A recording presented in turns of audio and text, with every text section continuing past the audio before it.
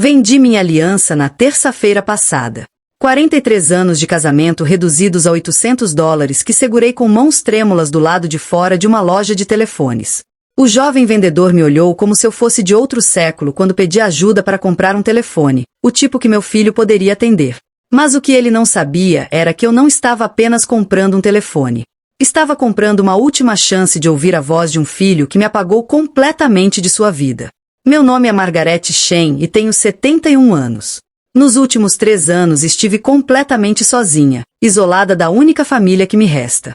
Meu filho David bloqueou meu número, devolveu minhas cartas sem abrir e me disse através de um advogado que eu não era mais bem-vinda em suas vidas ou na vida de sua filha. Minha neta.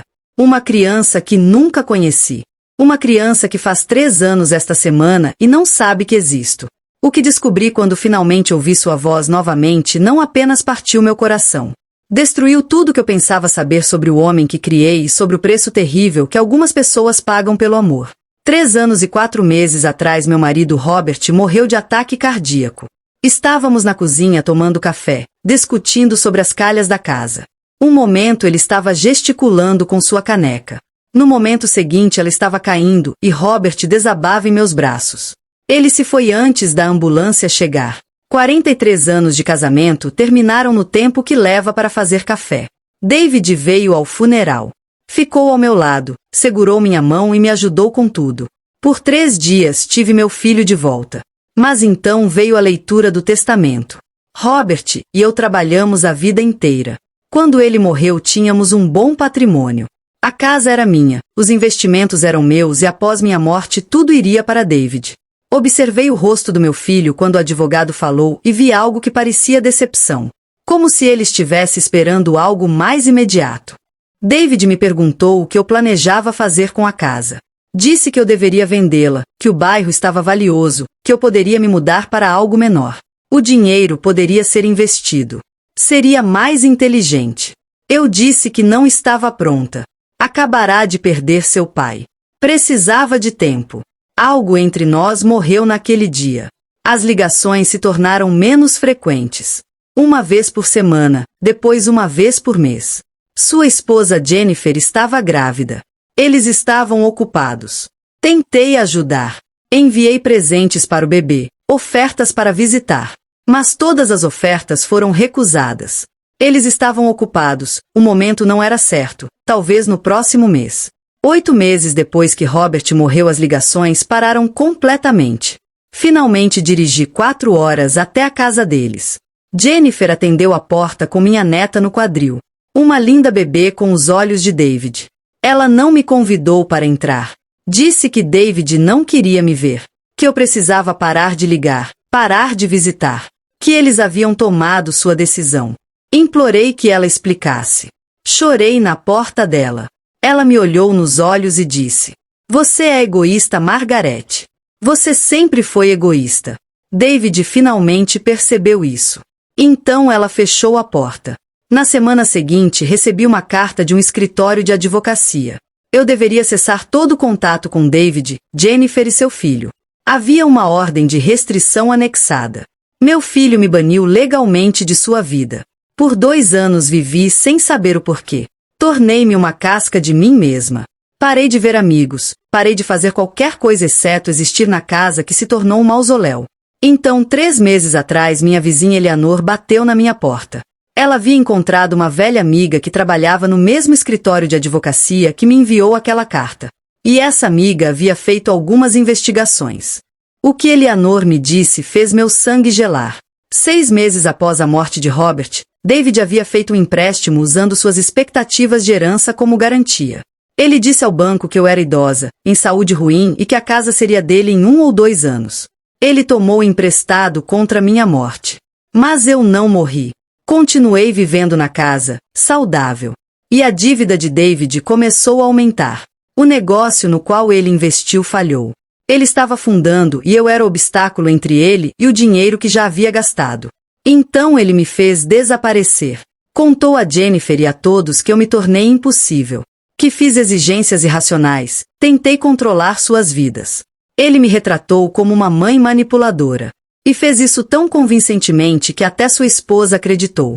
Mas ele não fez isso porque era um monstro. Fez porque estava desesperado, porque cometeu erros terríveis e era mais fácil me apagar do que enfrentar o que se tornou. Contratei um investigador particular. O que ele descobriu foi pior do que imaginei.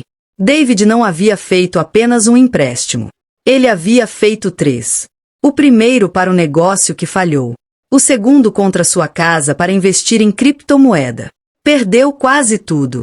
E o terceiro de um credor privado com taxas ilegais. Ele devia quase $400.000. Sua casa estava em execução. A família de Jennifer vinha pagando suas contas, mas finalmente o cortaram. Ele estava a 45 dias de perder tudo. Eu tinha uma escolha. Podia deixá-los afundar. Mas não consegui. Porque apesar de tudo ele ainda era meu filho. E Emily ainda era minha neta. Contatei a mãe de Jennifer, Linda. Mostrei a ela os registros financeiros. Os empréstimos, o jogo, tudo. Vi a cor sair do rosto dela quando percebeu quão ruins as coisas estavam. Então contei meu plano. Eu queria pagar todas as dívidas de David. Salvar a casa, proteger Emily e Jennifer. Mas David não poderia saber que o dinheiro veio de mim. Ele pensaria que a família de Linda havia emprestado. Mas tinha condições. Ele tinha que frequentar jogadores anônimos. Ver um terapeuta. Ser completamente honesto com Jennifer. Conseguir um emprego estável. Se ele recusasse ou não cumprisse, Jennifer seria informada de toda a verdade, incluindo que o dinheiro veio de mim e todas as mentiras que David contou. Linda perguntou por quê. Por que eu faria isso por um filho que me tratou tão cruelmente? Eu disse, porque ele é meu filho. Porque falhei ao tornar a vida muito fácil. Porque Emily merece um pai completo. E porque a única maneira de perder seu filho é parar de tentar salvá-lo. A intervenção aconteceu em uma terça-feira. Linda contou a Jennifer tudo e juntas confrontaram David. Ele tentou negar, depois minimizar, depois culpar outros. Mas elas pressionaram até que finalmente David desabou. Caiu de joelhos e soluçou. Admitiu tudo. Os empréstimos, as mentiras, como me culpou porque era mais fácil do que se culpar. Ele disse, tornei-me o pior pesadelo do meu pai. Ele sempre me alertou sobre orgulho. E a mãe estava lá naquela casa sendo tudo o que ele era. Constante, inteligente, cuidadosa. E eu não aguentava ser lembrado todos os dias de que eu não era ele. Então a apaguei. Mas ela não era o problema. E eu era. As dívidas foram pagas. A casa foi salva. David começou terapia, começou as reuniões, começou a se reconstruir. E eu permaneci escondida, observando de longe. 6 meses depois tomei minha decisão. Ia deixar David saber a verdade. Não para machucá-lo, mas porque ele merecia saber. Porque Jennifer merecia saber. Porque Emily merecia ter sua avó. Pedi a Linda para marcar uma reunião. David e Jennifer pensaram que iam conhecer um representante da família de Linda. Em vez disso, me encontraram sentada na sala segurando um álbum de fotos. O olhar no rosto de David quando me viu passou por choque, confusão, medo e então horror. Não, ele disse. Mãe, foi você? Mostrei as fotos. David como Bibi. Primeiro dia de escola. Formatura. Eu disse. Seu pai e eu cometemos erros ao criá-lo. O amávamos tanto que o protegemos do fracasso. Pensamos que estávamos sendo bons pais. Não percebemos que estávamos tornando você frágil. Quando seu pai morreu, eu deveria ter conversado com você sobre o dinheiro, sobre meus planos. Deveria ter sido mais aberta. Mas estava de luto. Essa foi minha falha. Mas o que você fez? Me cortar, mentir sobre mim, usar sua raiva para me apagar. Essa foi sua falha. E ambos temos que assumir o que fizemos. Jennifer perguntou. Você tem nos ajudado o tempo todo? Pagou centenas de milhares por um filho que te jogou fora? Eu disse. Paguei por todos vocês. Por David porque ele precisava tocar o fundo. Por você porque não merecia sofrer. E por Emily porque ela merece um pai completo e uma família estável. Tirei uma carta que Robert havia escrito 2 anos antes de morrer. Li em voz alta. David, se você está lendo isso significa que eu me fui. Quero que saiba algumas coisas. Primeiro, o fracasso não é um reflexo do seu valor. Segundo, sua mãe é a pessoa mais forte que já conheci. Terceiro, o orgulho vai custar tudo se você deixar. E finalmente, se você se perder, se afastar quem ama porque é mais fácil que enfrentar a si mesmo, saiba que sua mãe estará lá. Ela sempre estará. Não demore tanto para voltar que perca sua chance. David Solyaku. Deus, mãe, eu sinto tanto. Segurei suas mãos. Eu sei. E eu te perdoo. Mas você tem que se perdoar também. Por Emily, por Jennifer, por você mesmo. Foram 3 meses desde aquele dia. 3 meses de reconstrução lenta. De jantares em família. De David em terapia fazendo trabalho difícil. De Jennifer aprendendo a confiar novamente. E de mim finalmente conhecendo minha neta. Emily me chama de vovó Meg. Ela não sabe sobre os anos perdidos. Só sabe que sou a vovó que faz biscoitos toda terça, que lê histórias, que a ama incondicionalmente.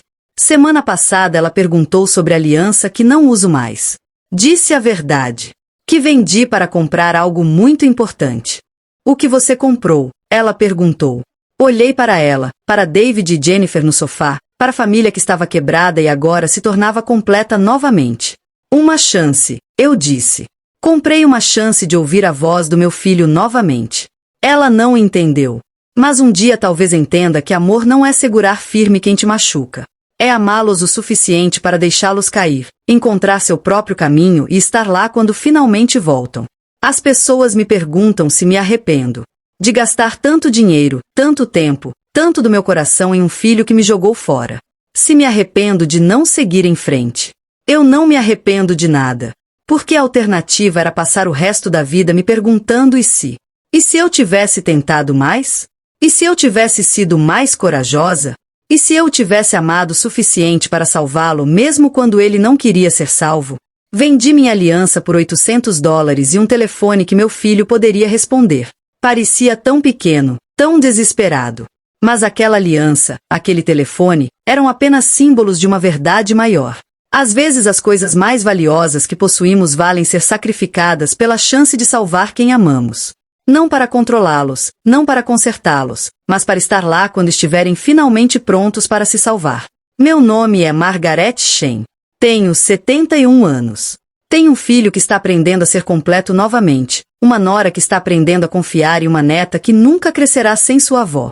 E aquela aliança? Não sinto falta. Porque consegui algo infinitamente mais valioso em troca. Consegui minha família de volta. Toda história deixa uma marca. Se essa tocou seu coração, faça a árvore que conta crescer com seu like e sua inscrição.